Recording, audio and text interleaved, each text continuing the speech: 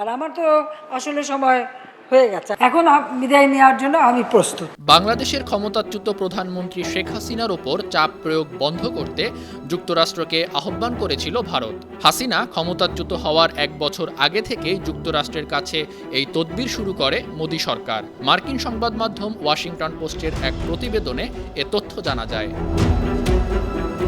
সংবাদ মাধ্যমটি বলছে, গেল জানুয়ারিতে দ্বাদশ জাতীয় সংসদ নির্বাচনের আগে মার্কিন কূটনীতিকরা বিরোধী দলের নেতাকর্মীদের গ্রেপ্তারের জন্য হাসিনার সমালোচনা করেছিলেন। বিচার বহির্ভূত হত্যার অভিযোগে বাইডেন প্রশাসন পুলিশের কয়েকজন ঊর্ধ্বতন কর্মকর্তাদের ওপর নিষেধাজ্ঞা আরোপ করে। পাশাপাশি গণতন্ত্রকে ক্ষুণ্ণ করা ও মানবাধিকার লঙ্ঘনের সাথে জড়িত বাংলাদেশিদের ভিসা নিষেধাজ্ঞা আরোপ করার হুমকি দেয়।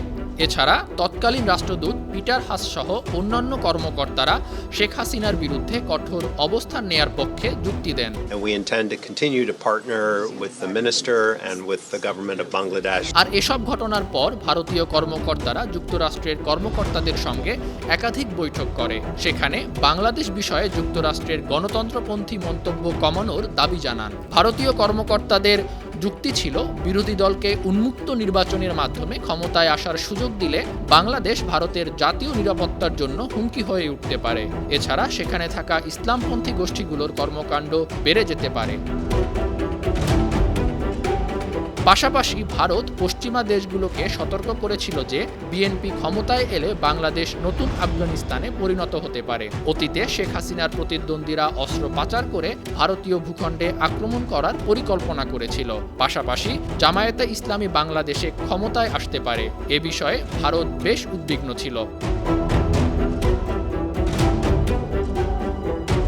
ভারতের পররাষ্ট্রমন্ত্রী এস জয়শঙ্কর এবং প্রতিরক্ষামন্ত্রী রাজনাথ সিং গেল নভেম্বরে মার্কিন পররাষ্ট্রমন্ত্রী অ্যান্টনি ব্লিংকেন এবং প্রতিরক্ষামন্ত্রী লয়েড অস্টিনের সাথে এসব বিষয় নিয়ে বৈঠক করেন। পাশাপাশি ভারতের জাতীয় নিরাপত্তা উপদেষ্টা অজিত দোভালও ওয়াশিংটন সফরকালে গুরুত্বপূর্ণ ভূমিকা পালন করেন।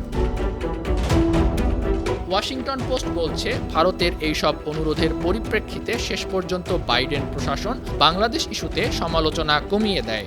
শেখ হাসিনা সরকারের বিরুদ্ধে পরবর্তী নিষেধাজ্ঞার হুমকি স্থগিত করে। ছাত্র জনতার বিক্ষোভে গেল 5 আগস্ট পদত্যাগ করে দেশ ছাড়েন বাংলাদেশের সাবেক প্রধানমন্ত্রী শেখ হাসিনা। বর্তমানে তিনি ভারতে অবস্থান করছেন। আন্তর্জাতিক ডেস্ক, 52 টিভি।